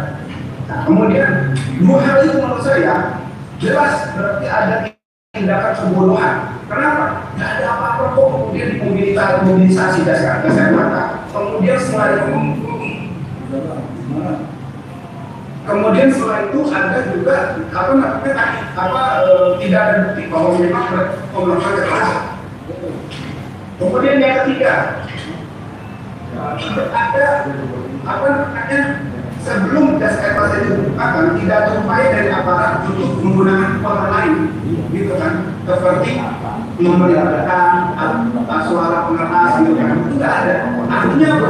Seolah-olah mereka mengaku tindakan seperti itu dari pihak kontrak. Dan yang keempat, tindakan ini juga oleh tapi dilakukan oleh anggota TNI juga dengan berbagai bentuk seperti menyeret, memukul dan menendang. Nah, kemudian yang kelima, menurut kesaksian para supporter, penembakan gas air mata ini tidak hanya ditujukan ke lapangan, tapi ke tribun selatan, timur, utara, sehingga panik. Yang keenam, kalau pas mau keluar, mereka dikunci pintunya. Ini kan benar-benar korban itu bernafas seperti itu. Kemudian yang ketujuh, berdasar desakan minim ditolong oleh aparat keamanan, oleh aparat kepolisian. Akhirnya mereka korban itu pakai cara sendiri keluar. Ini luar biasa ini, benar berarti kan bisa dibilang ada pembantaian seperti itu. Kemudian yang kedelapan, kekerasan ini tidak juga hanya di dalam stadion, tapi di luar. Di luar ditembaki gas air mata juga. Jadi apa namanya? Ada dugaan pasca penembakan gas air mata tersebut itu adalah ketika banyak penonton berjalan nyawa itu tidak bisa optimal. Ya, jelaskan tadi, ini jelas. Saya sudah garis bawahi berkali-kali. Dan pasal ini luar biasa. Saya sudah bilang berkali-kali waktu kasus-kasus yang memang kasus dengan Joshua, gitu kan, bahwa pasal ini budaya luar biasa. Saya punya data ya dari CNN, jejak polisi ditangani masa dari 2019 sampai 2022 itu total hampir 154 lawan. Coba 154 lawan dilakukan oleh kekerasan pihak kepolisian. Ini data dari CNN.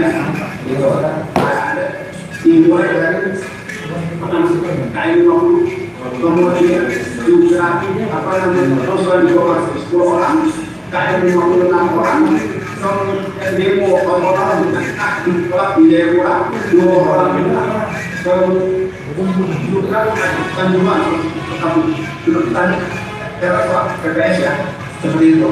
Nah kemudian tadi poin ke-8 kemudian dari pihak Polres mengatakan pas kuat. Nah ini jangan lupa pasca peristiwa ada pihak-pihak melakukan tindakan intimidasi baik melalui komunikasi langsung maupun tidak langsung sehingga menimbulkan ketakutan pada saksi dan korban supaya tidak memberikan kesaksian. Apa yang saya di sini?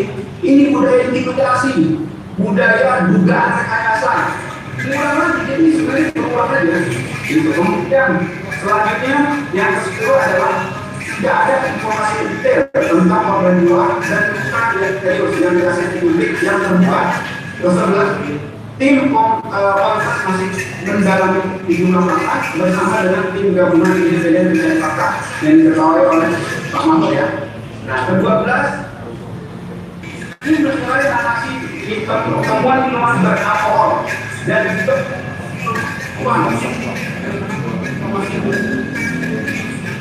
Namun, jadi tidak sih ada penggalan opini atau juga kondisi ini luar biasa jahat sekali kita.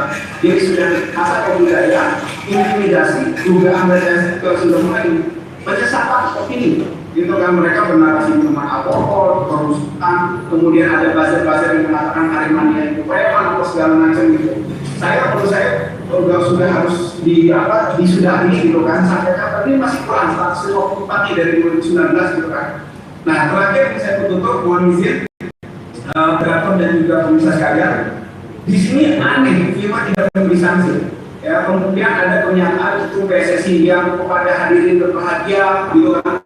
Orang juga tidak berbahagia gitu kan. Kemudian Pak Jokowi lebih menyoroti salahnya pagar dan bentuk. Kemudian alhamdulillah tidak diberi sanksi apa gitu kan. Nah, tapi kalau saya kan di Dexo dan cuma di 39 tapi diberi sanksi tidak ada. Saya mencoba mengaitkan, mohon izin Pak Musari kan, Pak Musari mengatakan soal kita antisipasi Israel mungkin di Syria. Ya. Nah, saya coba mengaitkan Pak, ini ada hubungannya mungkin, ini analisa saja ya. Ya. Kali kedua Pak Pulu itu kan di Indonesia, sudah jelas tentang itu yang sudah lolos ada kurang 9 di luar F11 di luar produk Indonesia, di antaranya adalah Israel. Di antaranya adalah Israel. Nah, jadi menurut saya ini patut garis bawahi gitu kan, jangan ini bagian dari skenario itu.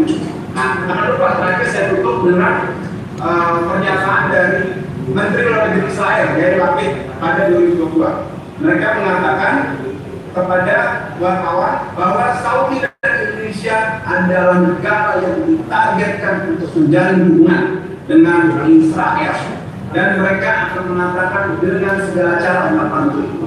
Nah, saya menduga ini adalah bagian ya supaya Indonesia, karena kalau Indonesia diberi sanksi nggak bisa menyelesaikan hal ini, Pak. Saya menduga gitu kan, jadi nyawa manusia dikorbankan kepentingan permainan belaka, kepentingan yang menurut saya sangat tidak penting dibandingkan nyawa. Kita teriak-teriak tidak ada sepak bola senaga nyawa, tapi kita cuma lisan aja. Ya, saya kecuali ini teman-teman yang mengadakan acara ini dan teman-teman yang punya konten luar biasa, gitu kan. Artinya ini cuma permainan, cuma game, nyawa itu lebih kita harus utamakan. Yang kedua, kesimpulannya adalah lagi-lagi sampai kapan ini budaya kekerasan dan juga budaya rekayasa itu terus berulang. Ini saya akan berulang, percaya sama saya. Saya akan yakin ini akan berulang. Kenapa? Karena tidak ada tindakan konkret. Mereka hanya dimutasi, gitu kan, dipindah, gitu kan. Saya juga terakhir ikut seperti pembicara apresiasi Polda mengapresiasi Kapolri yang sudah memutasi dan melaksanakan segala upaya untuk menuntaskan ini. Tapi Pak Kapolri mohon izin, ini masih kurang. Yang harus dilengkapi adalah kita harus mengambil tindakan tegas. Ini jelas pidana, gitu kan. Ini bukan cuma dimutasi, kemudian ini harus diambil tindakan tegas, dihukum pidana, karena mereka bukan militer, jadi harus dihukum pidana. Juga kayak ini. Demikian Pak Ustaz. Lebih kurang minta maaf. Assalamualaikum warahmatullahi wabarakatuh. Baik, terima kasih Mas Abdul Aziz. Saya kira lengkap, padat, kayaknya concern sekali ya. Terutama saya mau menanggapi yang terakhir tadi. Memang ini aneh, kayaknya yang menjadi concern Presiden itu hanya khawatir ada punishment atau sanksi dari FIFA. Ya. Seolah-olah itu yang sangat menjadi penting. Tetapi bisa jadi ini memang bisa berhasil kalau Yahudi atau Israel tadi yang dia sedang melakukan persiapan timnas berlaga di Indonesia, salah satunya adalah Israel. Nah, kalau bisa saja Jokowi minta tolong kepada Israel untuk FIFA supaya dia Indonesia tidak dikenakan sanksi, ya. Bisa ada kecurigaan seperti itu ya? Di barter. Di barter. Jadi ya, ini kita ketinggian gitu Pak. Mereka nggak mau justru mereka. Oke. Tapi apa? Karena Yahudi itu luar biasa. Zionis yang saya cinta luar biasa ke FIFA gitu. Bagaimana mereka bisa boikot Rusia gara-gara urusan bukan sepak bola, tapi kan sepak bola itu mengorbankan nyawa, gitu kan. Mereka abai. Tadi apa 131 Aremania itu kurang dibandingkan tidak berdua Juventus bisa di Hazel tuh 5 tahun investasi nggak bisa main. Ya ini artinya ujian bagi FIFA lah ya. Apakah dia masih menjaga kredibel mereka ya, atau tidak. Nah, tetapi dari apa yang menjadi peraturan FIFA tadi dikatakan kan jelas tidak boleh ada api atau gas air mata. Tetapi semua pembicara tadi menyoroti justru masalah kecurigaan tentang adanya gas air mata. Ada pergerakan gas air mata tadi menurut Pak Sunarko. Di tengah-tengah masih berlangsungnya acara yang tidak ada apa-apa atau ada pergerakan di luar itu, di datanya itu seolah ada persiapan sesuatu dan tidak ada kerusuhan. Yang terbukti di medsos itu justru berpelukan antara supporter ya, kedamaian, dan yang ditembakkan itu adalah justru ke tribun. Ini sesuatu yang tidak bisa dielak lah sebagai suatu bukti. Nah, saya kira ini kita semua punya tanggung jawab ya, terutama panitia pada siang hari ini, bagaimana setelah menyaring dari para tokoh ini untuk melakukan rekomendasi apa yang harus dilakukan. Saya kira bukan di Jakarta saja, bisa saja nanti di Surabaya, Malang, Jogja, Semarang yang ramai dalam masalah sepak bola itu semua menghukum bareng-bareng. Apakah mereka tetap tidak bergeming? Saya kira ini fakta rezim yang berhadapan dengan kita, dan rakyat harus bersifat memaksa karena sudah buntu ya. Kepada wakil-wakil rakyat di DPR itu sudah tinggal cuma bisa kumur-kumur saja lah mereka gitu ya. Saya kira memang rakyat harus mengambil alih ini. Mungkin Pak Haji, ada Pak Haji Rizwan sudah tampak belum ya? Kalau belum, kalau tidak ada mungkin Mas Aziz masih ada yang disampaikan? Ya, ada dua hal sebenarnya yang saya mau wajib-wajib teman-teman, Pak Senior, guru, dan pemirsa sekalian, hati-hati setelah narasi minuman keras tadi di rumah beralkohol di stadion, sekarang adalah mengenai gas air mata yang ada dewasa. Menurut saya bagus semua, tapi kalau terus jadikan isu, artinya jadi masalah ada orang tidak masalah. Ya terus. Tapi hati nurani kalau dia ada puasa gitu loh, jual aja dari kayak 50 atau udah ada puasa, bodoh amat gitu loh. Malah ribet soal ini udah jelas dari awal yang aparatnya harus ditindak dari tingkat komando sampai pelaksanaan begitu kan. Malah bernarasi mengenai gas air mata ada puasa. Menurut saya ini sesuatu yang menyesatkan juga kalau terlalu dibawa kepada ranah yang jadikan objek ya. Kemudian yang kedua adalah narasi bahwa penyebab mereka kematian itu adalah bukan karena gas air mata. Saya sudah bantah ya, ada jurnal memang menyebutkan itu gas air mata bisa membawa kematian. Tapi oke lah, mereka mati karena sahabat mereka karena desak-desakan karena terhindarinya. Saya mau bernarasi, ini nggak lebih ya. Seperti saya, ya yang ngomong itu ya, saya lempar ke kandang harimau. Dia mati apa namanya? Apa mati karena saya lempar? Kan enggak, matinya karena digigit harimau. Kan ini kayak itulah narasinya. Jadi membodohi gitu loh. Meninggal karena terinjak-injak, karena patah, bukan karena gas air mata. Sama narasinya itu kalau saya boleh ibaratkan, saya lempar Anda bukan ada harimau.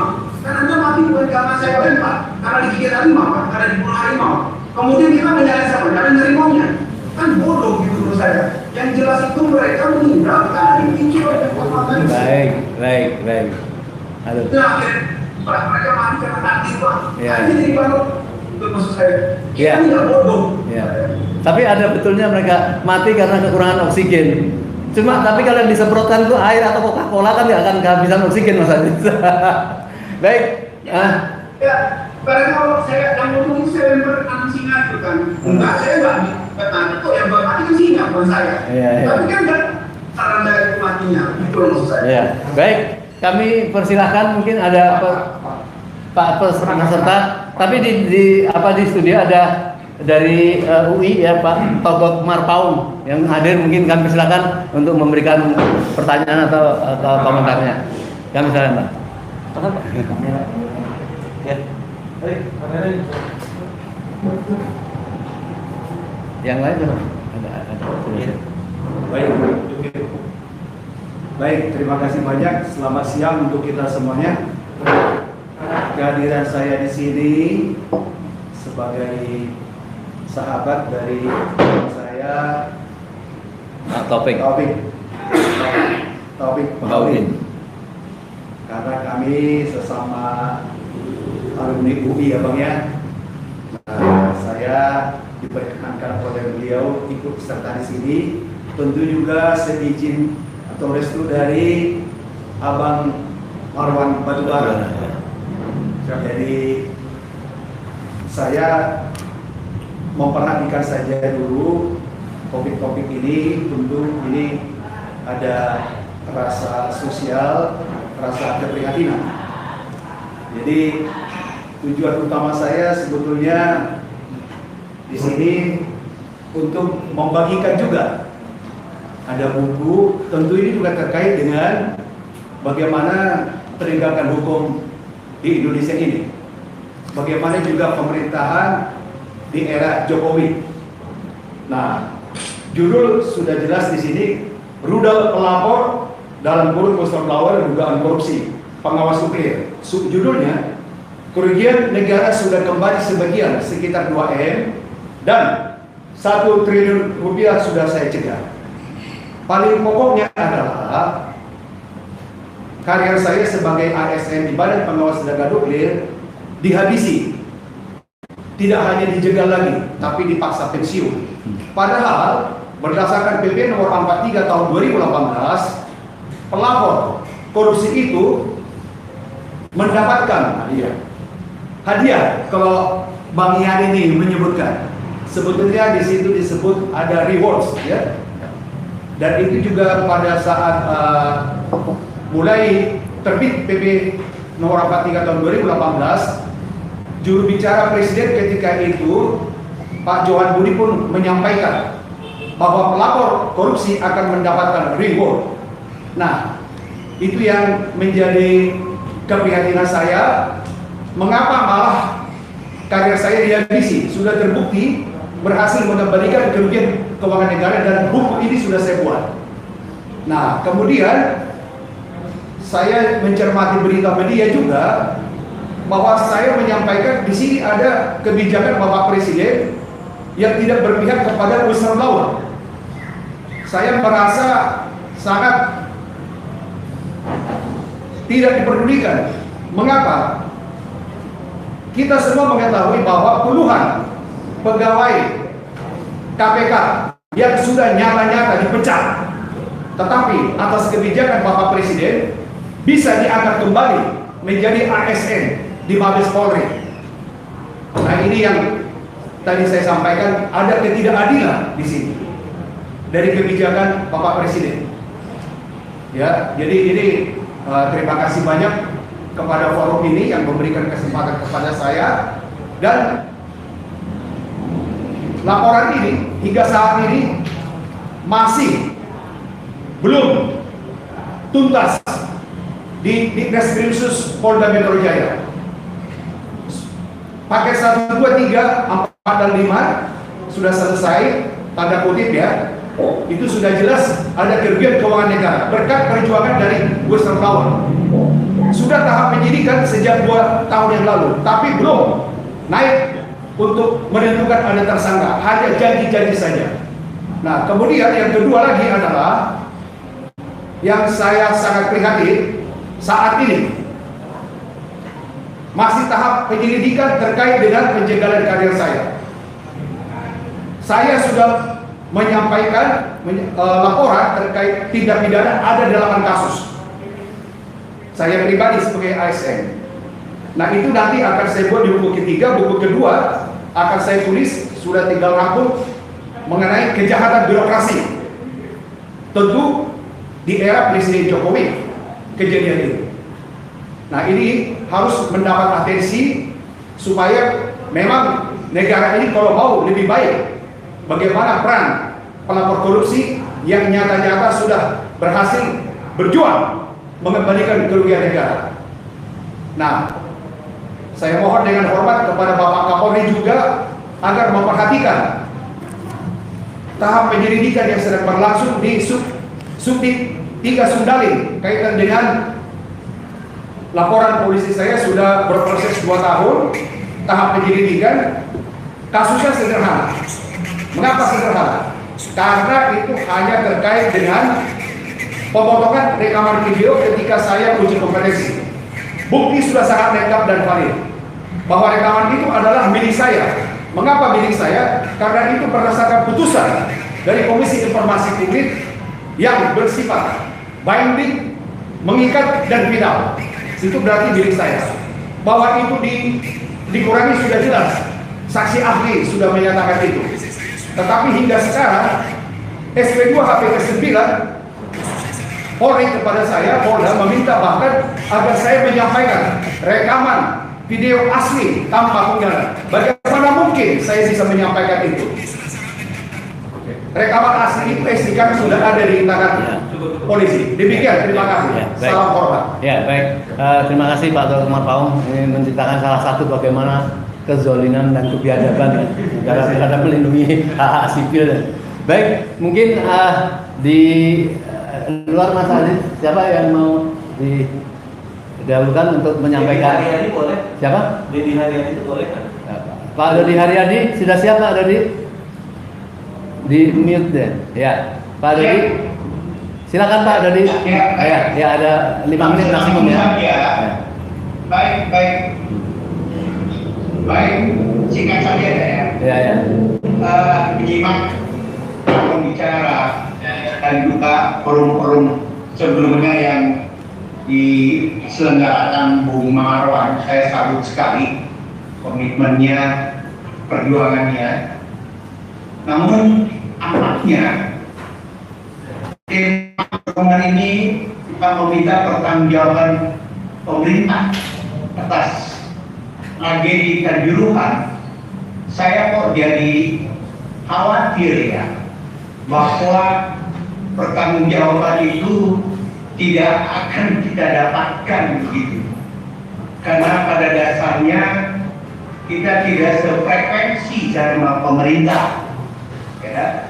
Pemerintah mengadakan pencitraan dalam penyelesaiannya, sementara kita menuntut ya, kebenaran ditegakkan dan keadilan ditegakkan. Itu yang saya kira saya khawatir kita tidak akan sampai kalau menggunakan bahasa semacam ini.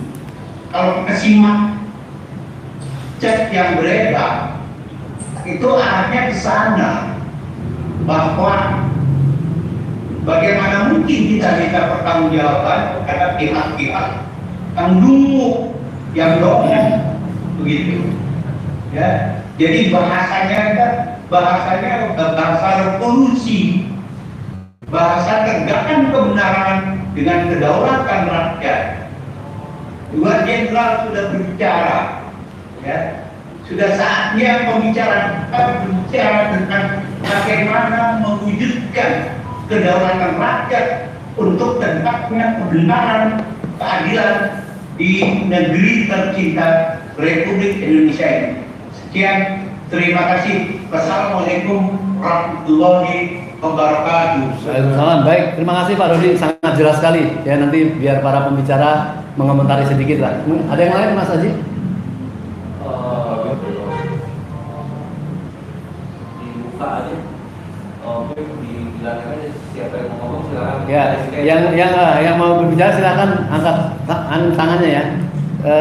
Cuma mungkin saya sangat menggarisbawahi tadi dari Pak Dodi yang luar biasa ya. Kita ini tidak dianggap karena mereka itu menganggap tidak satu frekuensi. Kita mau ngoceh mau apapun mungkin nampaknya menurut Pak Dodi sudah putus asa lah, tidak akan ditanggapin ya.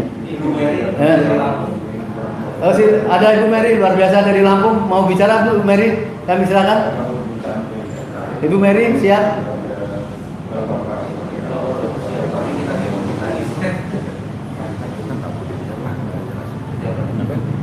Nah, tetapi kan kita tentu tidak boleh putus asa, karena putus asa itu adalah tenggelamnya negeri ini. Ya.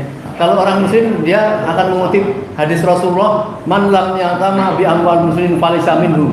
Barang siapa yang tidak peduli terhadap tegak bangunnya sebuah keadilan, kebenaran, maka dia bukan termasuk umat. Artinya dia bukan termasuk orang yang bermoral, bukan termasuk orang yang berbuat adil. Maka supaya kita terlibat memang harus sabar. Nanti akan ada waktunya. Walaupun mereka mengatakan dilihat demo-demo setiap hari berlangsung, biarkan saja. Paling juga 10 hari, 2 minggu selesai. Nah, kalau sudah seperti ini, masihkah layak kita mengharapkan keadilan dari sebuah rezim yang memang tujuannya memang membantai masyarakat? Saya kira inilah tanggung jawab dari Pak Marwan sebagai ketua panitia, bagaimana membuat suatu rekomendasi ya, yang memaksa kepada dari semua komponen, bisa jadi itu menjadi nanti kekuatan yang baik. Saya mungkin dari Pak Marwan. Maaf bukan putus asa. Menurut saya pembicaraan ke depan itu harus fokus kepada mewujudkan kedaulatan rakyat. Itu maaf Pak. Perjuangannya lebih fokus. Terima kasih. Maaf karena saya melihat di lapangan seperti itu, ada sudah tidak sabar, ini sudah nggak didengarkan orang sedikit itu. Baik, saya kira Pak Marwan. Ya, terima kasih Pak. Faktanya kan kita melihat begitu banyak kezaliman di depan mata, dan ini makin ke belakang bukan berkurang dari sisi kuantitas maupun kualitas. Ya. Faktanya seperti itu, dan perintah agama kan menyebutkan kita tidak boleh diam, minimal dalam hati. Nah, kalau kita bisa berbuat, ya itu. Nah, inilah yang sedang kita lakukan. Dan juga ada peringatan bahwa kalau ada kezaliman itu nanti yang dapat balasan bukan cuma orang yang zalim itu saja. yang baik-baik pun bisa tertimpa musibah itu kalau kita semuanya diam. Artinya kita juga menyelamatkan orang-orang baik yang tidak bersuara itu. Nah, dalam rangka itulah ya kita menunaikan tugas dari yang Maha Kuasa ini. Itu salah satunya. Di samping bahwa dalam hati juga bergejolak. Kalau tidak melakukan apa-apa ini hati kita itu rasanya kok kita ini seperti sudah tidak berguna ya kalau tidak melakukan apa-apa. Karena itulah saya kira saya memaksakan ya sesuai kemampuan sebetulnya, dan untuk itulah saya mengajak teman-teman lain termasuk para audiens ya. Saya terima kasih banyak nih. Hari ini memang cuma 50 orang, kalau yang sebelumnya itu sampai 300 lebih. Mungkin karena ada acara yang bersamaan. Tapi harapan kita sebetulnya meskipun 50 kalau memang militan dan terus menyampaikan informasi yang kita kompilasi pada acara ini ke teman-teman lain ya, atau Allah juga menolong kita bahwa dengan ini bisa memicu yang lain, bisa menimbulkan hal-hal lain seperti juga terbongkarnya kasus Sambo itu kan tidak pernah terpikirkan oleh kita. Tahu-tahu Sambo itu jadi tersangka, begitu arogannya dia sebelumnya ya, untuk kita ingat-ingat. Jadi artinya kita sebetulnya hanya diminta untuk bekerja. Soal hasil itu ya kita tawakal saja sama yang Maha Kuasa kepada Allah Subhanahu wa taala. Ya, jadi karena itu mari sama-sama kita terus bersuara bahwa itu saudara-saudara kita tuh yang di Malang yang dibantai itu. Dibantai ya. Bukan dan saya tadi menyebutkan ada kemungkinan atau ini bisa masuk kategori pelanggaran HAM berat karena ada perencanaan sistemik. Dan oleh siapa? Oleh yang berkuasa, alat negara. Nah, ini kategori yang juga sudah dituliskan dalam pasal 7 dan pasal 9 Undang-Undang nomor 26 tahun 2000 tentang pengadilan HAM. Nah, ini mestinya terus kita coba gali ya untuk fakta-fakta bahwa ini ada pelanggaran HAM berat itu bisa kita ungkap nanti. Soal bahwa ada tindak lanjut ya,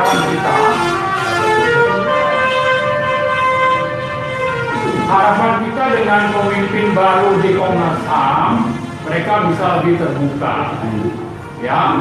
Lalu teman-teman di koalisi masyarakat sipil juga sudah memulai itu, dan pentolan-pentolannya juga sudah bicara tentang tadi pelanggaran HAM berat.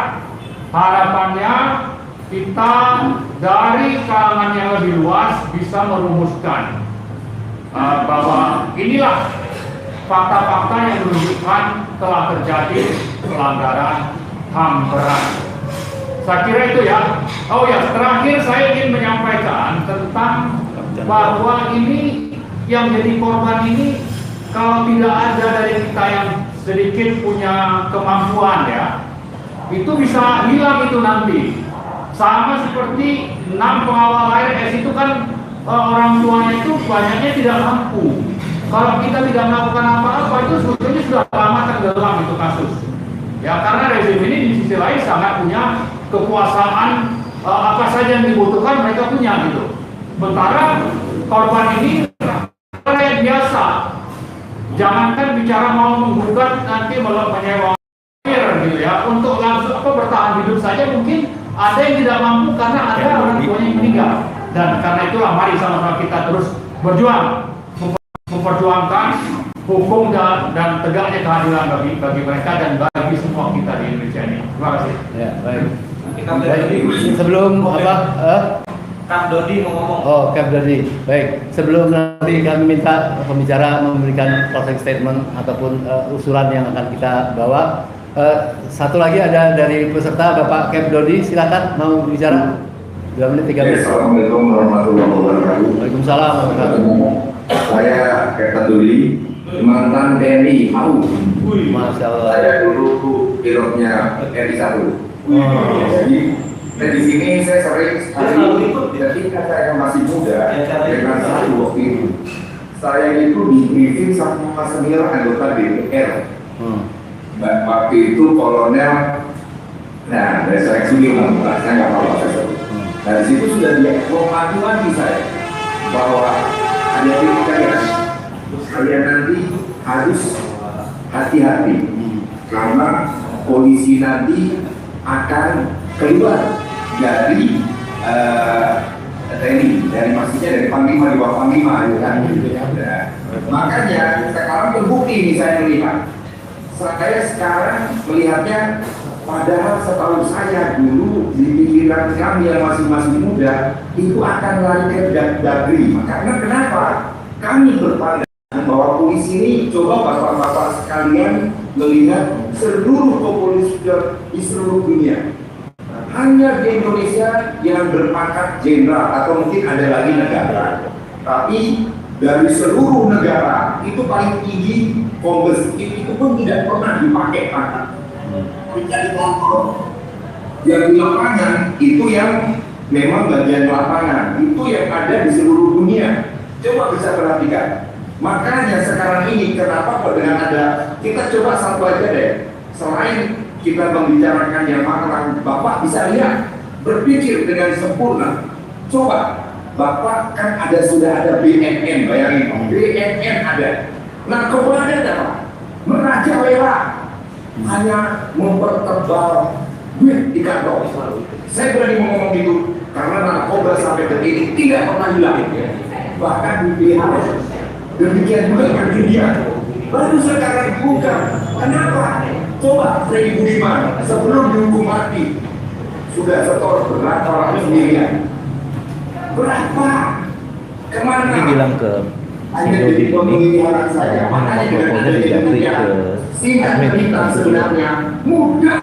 Ini bagus dia. Untuk negara ini aman, jangan diberi kewenangan polisi ini menyeluruh ke institusi. Seluruhnya hampir ada. Berapa 9 atau 10 saya nggak tahu. Coba lihat